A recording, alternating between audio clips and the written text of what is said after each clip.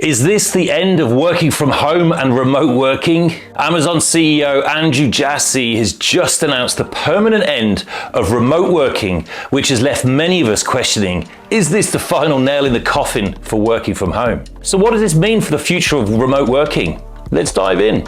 In a world that's adapted to flexible workspaces and virtual meetings, this move feels like a giant step backwards, but maybe there's more to it.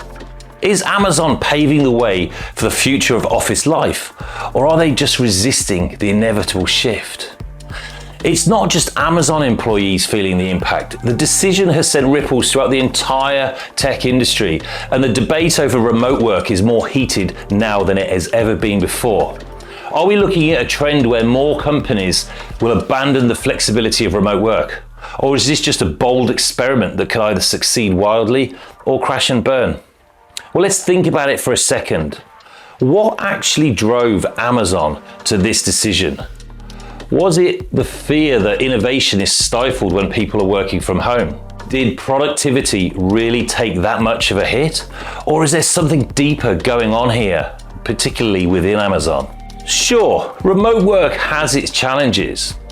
Staying accountable, maintaining strong team bonds, or simply separating your home life from your work life. But for many, the benefits far outweigh these struggles. Flexibility, better work-life balance, freedom from the daily commute. These are things we've all grown to love. But here is the big question. Is it going to work? Will employees willingly give up that flexibility, or will this decision lead to a talent drain with workers seeking out companies that still offer remote options?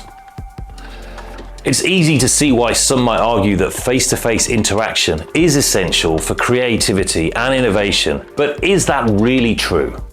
Haven't we proved that you don't have to be in the same room to collaborate effectively? I mean, entire industries have thrived over the last few years without needing everyone back in the office. So what's the deal here?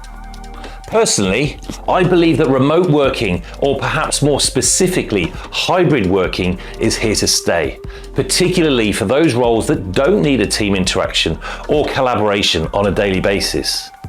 However, any business that values its culture and is aiming to foster an environment where individuals can collaborate as part of its core principles, they will struggle to succeed if working from home or remotely is the employee's primary expectation. Human contact and connection or engagement cannot be achieved remotely.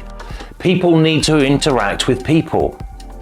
A positive culture can only be built when a number of people who work closely together are on the same page with the same goals and objectives. But make no mistake, I'm all for remote working. But if you are someone who is looking to build a career in a particular industry or a specialism, who will you learn from when you are a remote worker? How do you build trust and rapport with your boss? And what about the colleagues who can help you with those small issues? But that's just my point of view. What about you guys? What do you think? Could this signal the beginning of the end for remote work in the tech world? Or is Amazon simply an outlier, clinging to outdated ideas about work culture? Are other big companies like Google, Meta, or Microsoft going to follow in their footsteps? Or will they embrace the hybrid model for the long haul? Well, thank you for watching this, guys, and I'd like to leave you with a question I'd love to hear your thoughts on in the comments below. Is Amazon making the right decision by pulling employees back into the office, or are they setting themselves up for a major talent loss?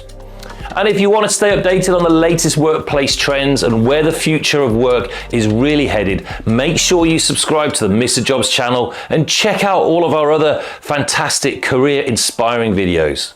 Thank you for watching, and see you in the next one.